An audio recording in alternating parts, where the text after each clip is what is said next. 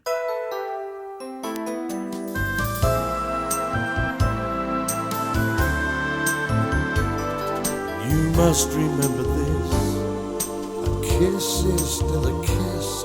A sigh is just a sigh.